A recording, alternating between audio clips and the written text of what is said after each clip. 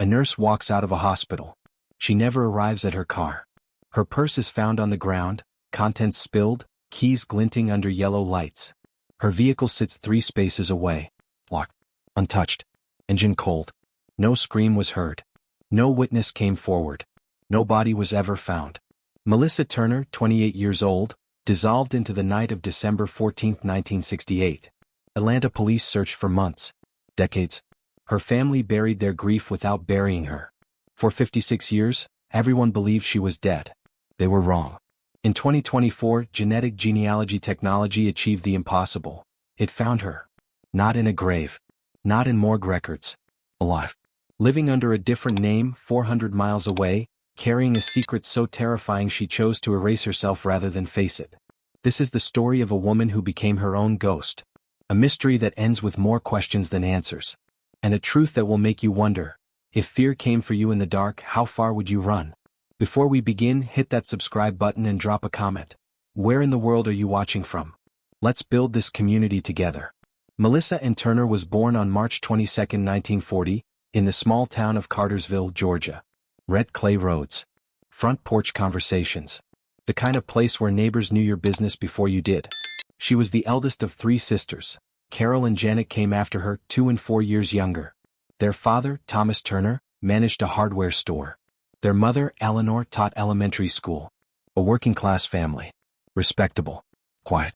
But Melissa was never quiet. From childhood, she asked the questions no one wanted to answer. Why couldn't girls play baseball? Why did Mrs. Henderson's bruises always appear after her husband came home drunk? Why did the colored children go to a different school? Her father called her stubborn. Her mother called her observant. Her teachers called her trouble. In 1958, at 18, Melissa announced she was going to nursing school. Thomas exploded. Nursing was hard, dangerous, unsuitable for a girl planning to marry. But Melissa had already applied. Already been accepted. Already decided her life wouldn't be small. She graduated from Georgia Baptist School of Nursing in 1962, top 15% of her class. She moved to Atlanta, drove a powder blue Ford Falcon she bought with her own money, rented a studio apartment in Midtown with exposed brick and a fire escape overlooking Peachtree Street. Her colleagues at Piedmont Hospital described her the same way: meticulous, compassionate, never late. She worked the pediatric ward, her choice. She said children healed faster when someone truly cared. By 1968, her life was everything she'd fought for. She was engaged to Robert Hayes, a 29-year-old high school history teacher. Kind. Steady. He proposed at Stone Mountain Park in June. Wedding planned for the following summer. They were saving for a house in the suburbs. White picket fence. 2 kids. The whole American dream. She wrote letters to her mother every Sunday without fail. Long, detailed letters about patients she couldn't name, about wedding preparations, about the future. Eleanor kept every single one in a shoebox under her bed. Melissa loved Motown. Marvin Gaye, the Supremes, Smokey Robinson. She danced in her apartment when she thought no one was watching. She volunteered at a free clinic on Saturdays. She bought her wedding dress in November. White lace, chapel train, pearl buttons down the back.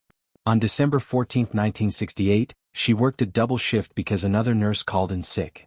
She told a coworker she was exhausted but looking forward to Christmas. She mentioned needing to wrap Robert's present, a leather-bound copy of Thoreau's Walden. That was the last normal conversation anyone had with her. By the next morning, Melissa Turner was gone. December 14, 1968. A Saturday. Cold for Atlanta, 42 degrees, drizzling rain that made everything slick and dark. Let's reconstruct her final hours. 3 p.m., Melissa clocks in for her shift at Piedmont Hospital. She's covering for another nurse, so it'll be a long night. 14 hours. She doesn't complain. That's not who she is. 7:30 p.m., she calls Robert from the nurse's station. Short conversation. She tells him she's tired, reminds him about their dinner plans tomorrow. He says he loves her. She says it back. Ordinary words. The kind you don't know are the last until they are. 10:45 p.m., her shift officially ends. She changes out of her scrubs in the staff locker room. A coworker, Janet Miles, sees her there. They chat about the holidays. Melissa mentions she needs to get gas but will do it in the morning. She's too tired tonight. 11:15 p.m., security guard William Thompson spots Melissa near the vending machines on the first floor. She's talking with another nurse, laughing about something. He remembers because her laugh carried down the hallway. Light. Genuine. Alive. 11:40 p.m., Melissa pushes through the employee exit. Her badge card is logged by the hospital's rudimentary security system, one of the few pieces of technology that existed then. This timestamp becomes crucial. It proves she left the building. 11:47 p.m. This is the estimated time she would have reached her car. The parking lot was 300 yards from the employee entrance. Average walking speed. 7 minutes. But she never made it. 12:20 a.m. December 15th, a night janitor named Earl Brooks is taking trash to the dumpster. He sees something on the ground between two vehicles. A purse. Brown leather. Contents spilled across wet asphalt. He picks it up. Finds a wallet inside. Hospital ID. Melissa Turner's face staring up at him. He looks around. The parking lot is nearly empty. 3 cars remain. One of them, a powder blue Ford Falcon, sits untouched 3 spaces from where he found the purse. Earl calls hospital security. Security calls Atlanta PD. By 1 a.m., police are combing the scene. Let me describe that parking lot because it matters. Poorly lit. Only 4 sodium vapor lamps for a space that held 200 vehicles during the day. Surrounded by oak trees that created deep shadows. The hospital was undergoing expansion. Construction equipment sat idle on the eastern edge, creating blind spots, dark corners, places someone could hide. No security cameras. This was 1968. Surveillance technology barely existed outside banks and military installations. The purse contained everything: lipstick, compact mirror, wallet with $23, car keys, hospital ID, a grocery list, a letter she'd started writing to her mother. The letter was dated December 14th. It began, "Dear Mama, only 11 more days until I come home for Christmas." It ended mid-sentence. Her car was locked. No signs of forced entry. No signs of struggle anywhere in the parking lot. No blood. No torn fabric. No scuff marks. The rain had been light, not enough to wash away evidence, but enough to make the ground slick and cold. Her footprints, white nurse's shoes, size 7, were visible in the wet areas. They led from the employee exit across the parking lot, toward her vehicle. And then they stopped. Not at her car. Not at another vehicle. Just stopped. As if she'd been lifted into the air. Melissa Turner had vanished. Not abducted with violence. Not clearly taken by force. Simply gone. By morning, everyone who loved her knew something catastrophic had happened. Robert Hayes called Melissa's apartment at 7 in the morning.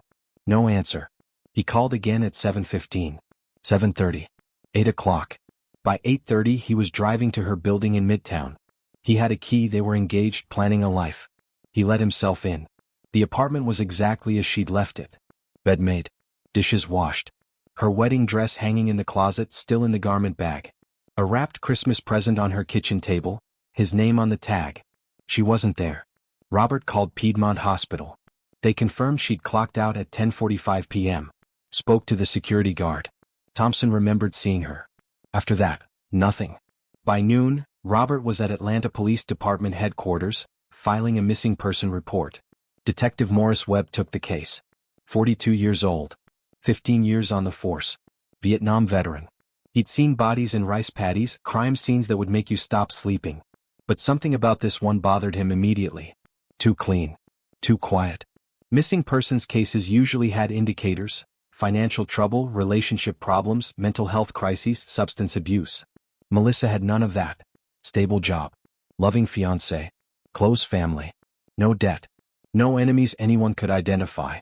Webb ordered a full canvass of the hospital. Every staff member working that night was interviewed. Every patient. Every visitor still on the premises. Everyone said the same thing. Melissa was professional, kind, completely normal that night. No strange interactions. No patients making threats. No suspicious visitors. Robert Hayes was questioned extensively. Standard procedure: fiancés, husbands, boyfriends are always the first suspects. Statistics don't lie. But Robert had an alibi. He'd attended a school board meeting that night. 7 witnesses confirmed he was there from 7 p.m. until midnight. The meeting ran long, discussing budget allocations for the upcoming year. He couldn't have taken Melissa. Thomas and Eleanor Turner drove up from Cartersville. Detective Webb met them at the station. He watched Thomas, a big man, hardware store hands, the kind who believed hard work solved everything, crumble when he saw his daughter's purse in an evidence bag. Eleanor didn't cry. Not then. She just kept saying, She would never leave without telling me. Never. Search parties formed. Hospital staff, volunteers, police officers combed the grounds. They searched nearby parks, construction sites, the banks of the Chattahoochee River 2 miles away. They dragged parts of the river. Nothing. Bloodhounds were brought in. They picked up Melissa's scent from her apartment, tracked it to the hospital through the employee exit into the parking lot, and lost it.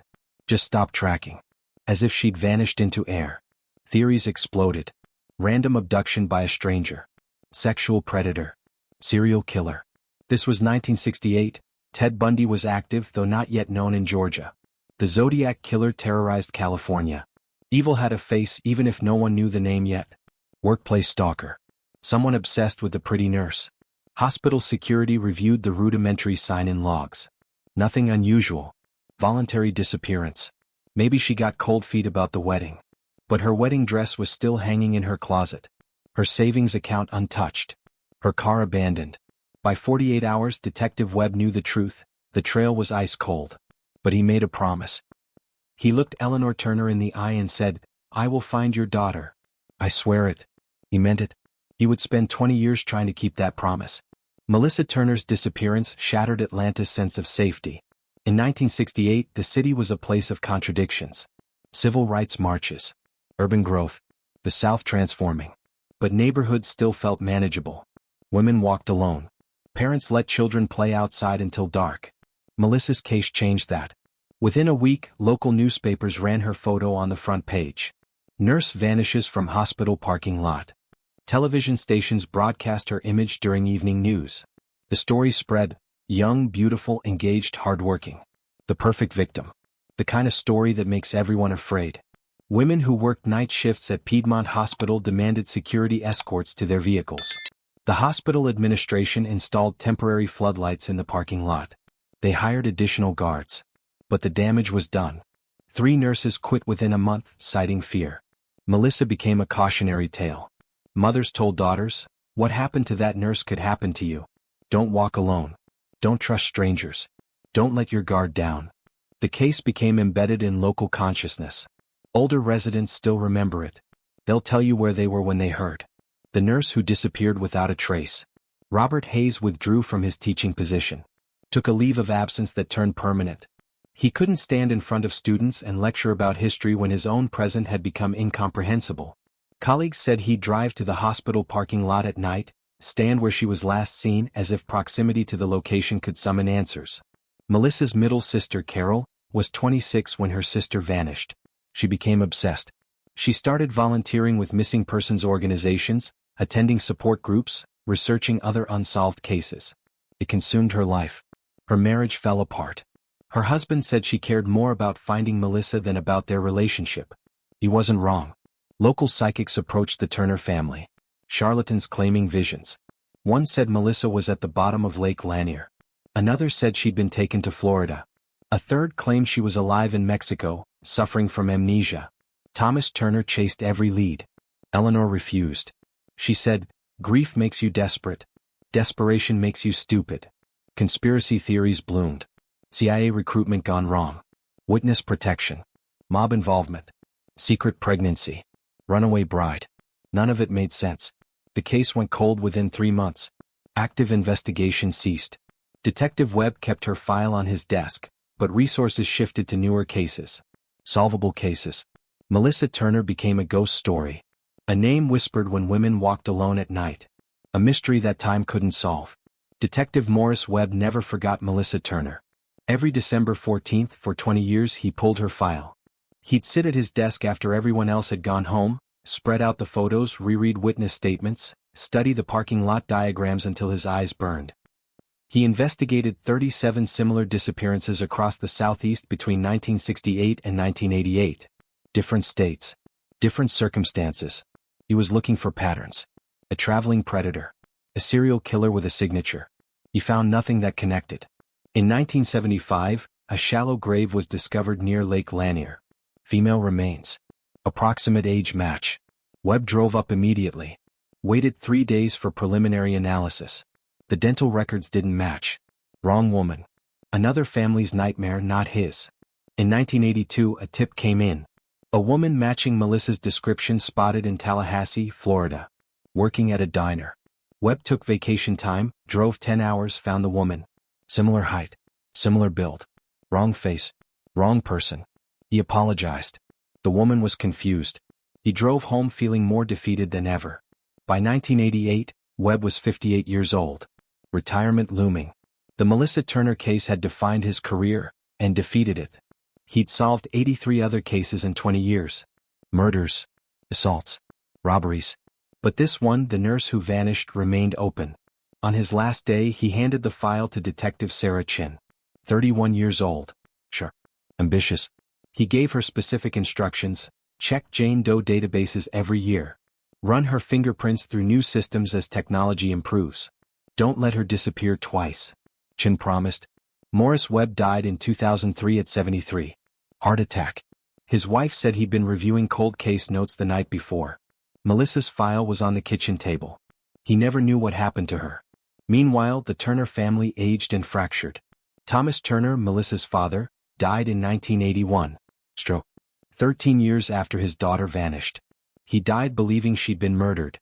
Died without a body to bury, without closure, without answers. Eleanor Turner held annual vigils. Every December 14th, she'd light a candle at their church in Cartersville. The first year, 200 people attended. By 1990, it was 15. By 2000, it was 5. Eleanor died in 2010 at 91. Her last words to Carol: find out what happened. Promise me. Carol promised. Robert Hayes eventually remarried in 1977. A librarian named Susan. Quiet wedding. They had 2 children. But colleagues said he never seemed fully present. Photos from his second wedding show a man going through motions. His smile doesn't reach his eyes.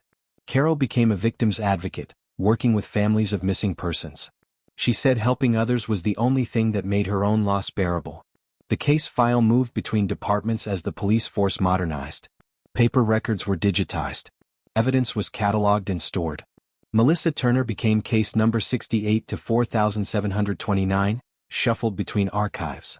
But in those boxes remained crucial evidence: fingerprints lifted from her apartment, dental x-rays from 1967, and a blood sample, a bandage she'd used weeks before disappearing after cutting her finger while cooking. Evidence waiting for technology to catch up. Hope is cruelest when it's repeated. Over 5 decades, the Turner family endured a cycle of devastating false leads. 1971, a young woman in Alabama tells police she escaped a kidnapper. Says he grabbed her from a hospital parking lot in Atlanta 3 years prior. Describes herself as a nurse. The physical description matches Melissa. Detective Webb drives to Alabama. Interviews the woman for 6 hours. Her story falls apart. Details don't align. She's a troubled runaway fabricating stories for attention, trying to get into a shelter program that prioritizes crime victims. Webb returns to Atlanta empty-handed. 1979, hunters discover skeletal remains in the Appalachian Mountains of North Georgia. Female. Estimated age late 20s to early 30s. Time of death approximately 10 years prior. Eleanor Turner receives the phone call. She collapses. Carol drives her mother to the medical examiner's office. They wait 3 days for dental record comparison. Not Melissa. Eleanor prepares a funeral that never happens. 1985, a woman with amnesia is admitted to a hospital in Austin, Texas. No identification. No memory of her name or past. Age approximately 45. The hospital runs her photo through missing persons databases. Age-progressed images suggest potential match to Melissa Turner. Carol flies to Texas. Sits beside the woman's hospital bed for a week. Talks about their childhood. Shows family photos. Begs her to remember. After 9 days, the woman's memory returns. Her name is Betty Schultz. She's from Oklahoma. She had a psychotic break during a manic episode. She's not Melissa. Carol flies home. Doesn't speak for 3 days. 1993, a convicted serial killer on death row in Florida requests to speak with Atlanta detectives. Claims he has information about unsolved cases. Wants to confess in exchange for media attention before execution. He describes taking a nurse from Atlanta in the 60s. Details are eerily accurate: hospital parking lot, rainy night, her purse left behind. Task force forms. Detective Webb, now retired, is consulted. The killer's description of Melissa matches photos. He knows things not released to the public. Then investigators check his incarceration history. December 1968, he was in jail in South Carolina on unrelated charges. Timeline impossible. He was lying. Confessing to crimes he didn't commit because infamy was all he had left. 2007 Age progression technology creates an image of what Melissa might look like at 67. Gray hair. Soft wrinkles. Still recognizably her. The image is posted online. Goes viral in true crime communities. Hundreds of tips flood in. All dead ends. 2015 genealogy websites become popular.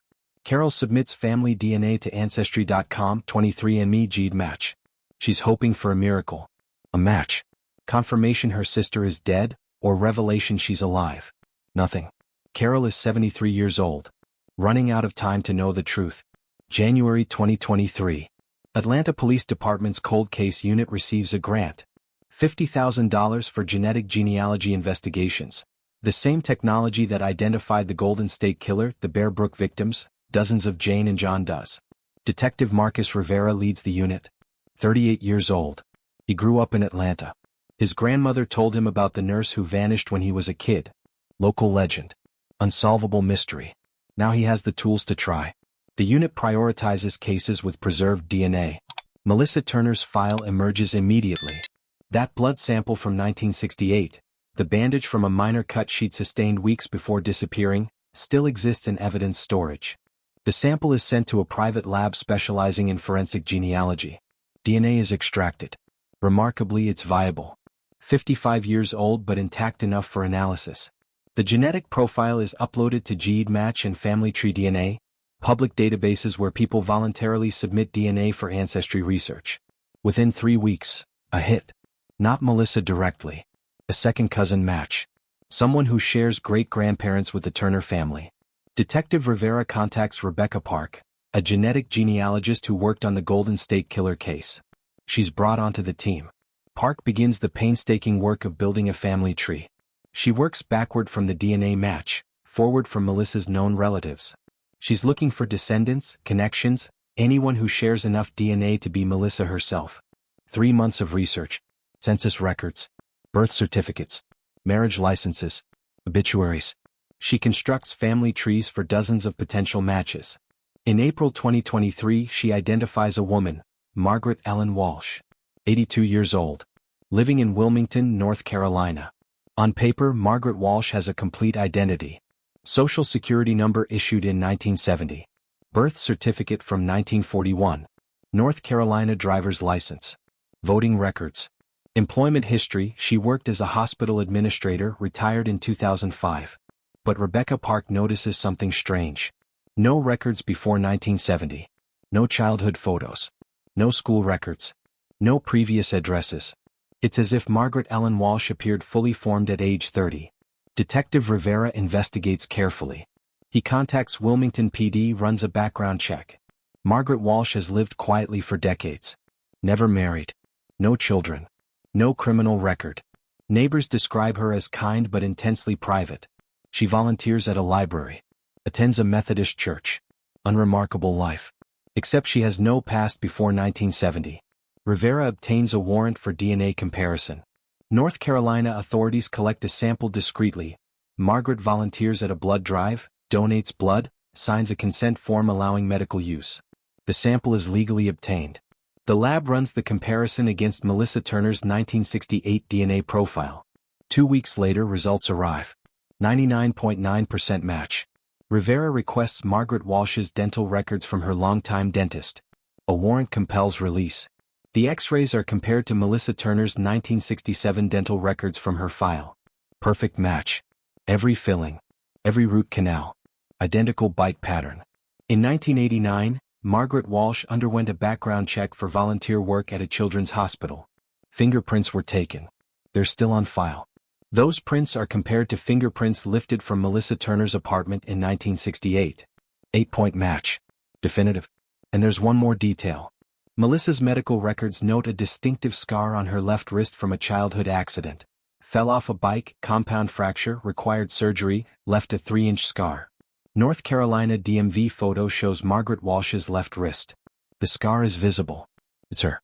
Detective Rivera sits in his office, staring at the evidence. After 55 years, Melissa Turner has been found. She's not dead. She's been alive this entire time. 400 miles away. Living under a different name. He calls Carol Turner. She's 76 now. Widowed. Living in a retirement community outside Atlanta. His voice shakes when she answers, "Mrs. Carter, this is Detective Rivera from Atlanta PD. I have news about your sister." Silence. "We found her. She's alive." Carol doesn't believe him. Can't believe him. 55 years of dead ends. A false hope. This has to be another mistake. But Rivera explains the evidence. The DNA. The dental records. The fingerprints. The scar. It's really her. Carol asks the question that will define everything that follows. Why? April 18, 2024. Detective Marcus Rivera, 2 FBI agents, and Carol Turner arrive in Wilmington, North Carolina. Carol insisted on coming. Against advice. Against protocol. But she's 76 years old, and this might be her last chance to see the sister she lost 56 years ago. The address is a modest bungalow on a tree-lined street. White siding. Small flower garden with azaleas blooming pink and white. American flag on the porch. Nothing sinister. Nothing unusual. Just a quiet house where an elderly woman lives alone. Detective Rivera knocks. Footsteps inside. Slow. Elderly. The door opens. Margaret Walsh stands there. Silver hair pulled into a loose bun. Reading glasses hanging from a chain around her neck. Cardigan sweater. Floral dress. She looks like someone's grandmother. She sees the badges. Her face drains of color. She knows. "Are you Melissa Turner?" Rivera asks gently. Long silence. 15 seconds. 30. A full minute. She nods. "I was wondering if this day would ever come." Inside her living room, the truth unfolds slowly. Painfully. Carol sits across from her sister, a stranger with a familiar scar on her wrist. FBI agents record everything. Rivera takes notes. Melissa, because that's who she is regardless of the name she's used for 54 years, begins to talk. "I wasn't abducted," she says. "I ran." She explains what happened in the weeks before December 14, 1968. She witnessed something at Piedmont Hospital. Late night shift, 3 weeks before she disappeared. She was restocking supplies in a surgical wing. Heard voices in an operating room that should have been empty. Through a partially open door, she saw Dr. Lawrence Kincaid, a prominent cardiac surgeon, administering medication to a sedated patient. Nothing unusual, except the dosage was wrong. Drastically wrong.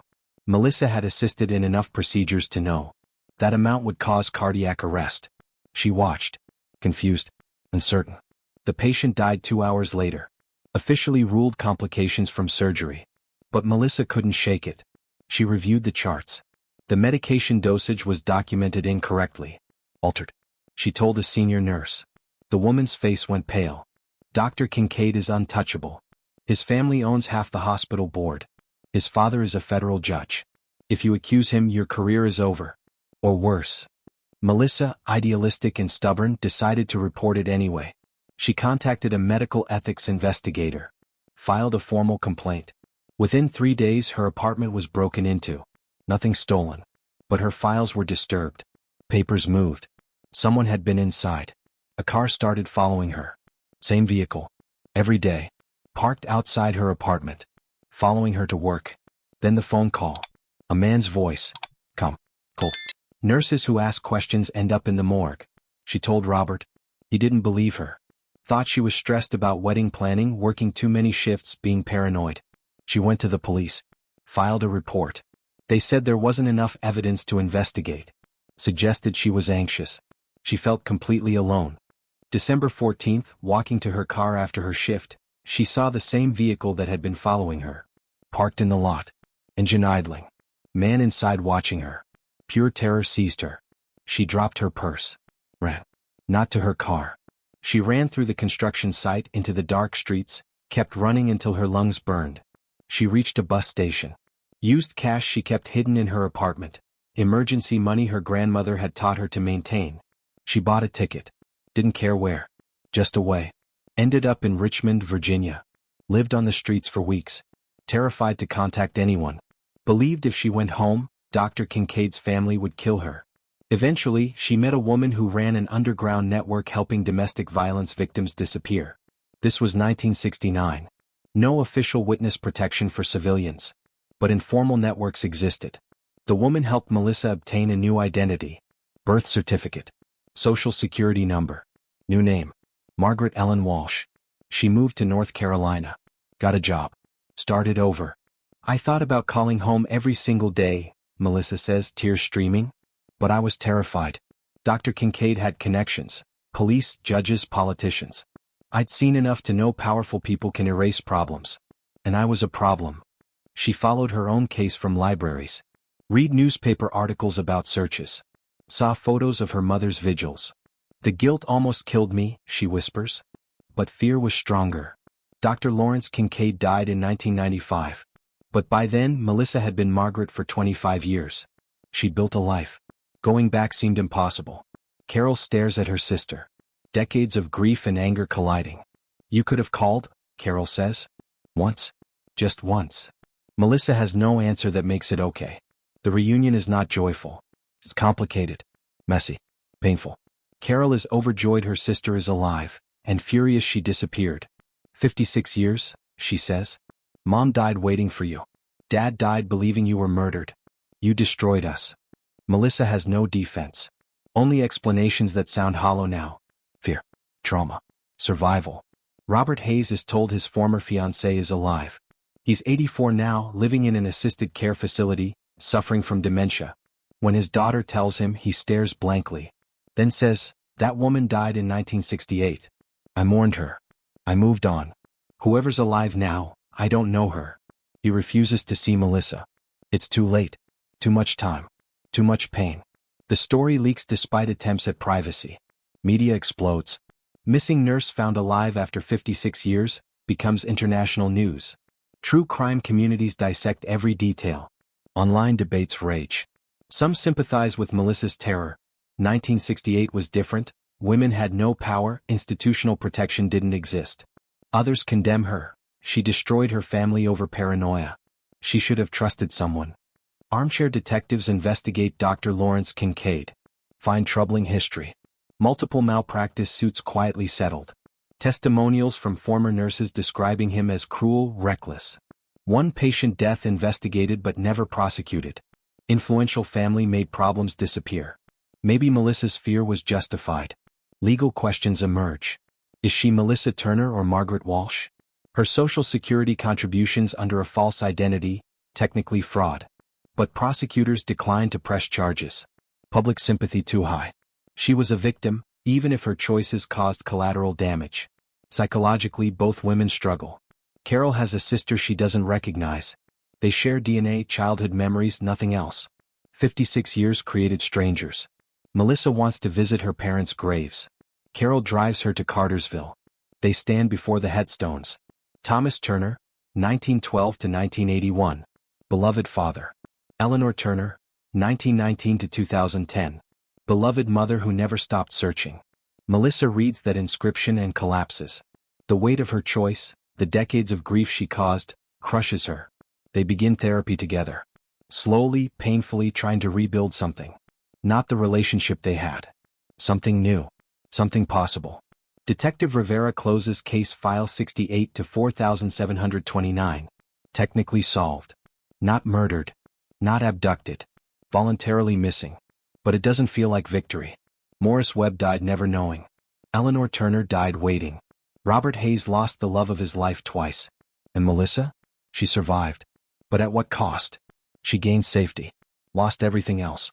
The case becomes a subject of debate in law enforcement and true crime circles. How many other missing persons are actually in hiding? How many cold cases aren't mysteries of predators but mysteries of desperation? There's no satisfying answer. Melissa Turner's story doesn't end with justice or closure or healing.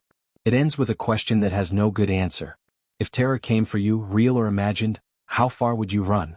And what would you be willing to lose to survive? True crime audiences want resolution, justice, closure. Melissa Turner's case offers none of those things. It offers something more unsettling, resolution that creates more questions. Was she right to run? In 1968, could a young nurse successfully accuse a powerful surgeon and survive? The evidence suggests no. Dr. Kincaid's family had connections, judicial, political, financial. Women's credibility was routinely questioned. Institutional power was absolute. Her fear wasn't irrational.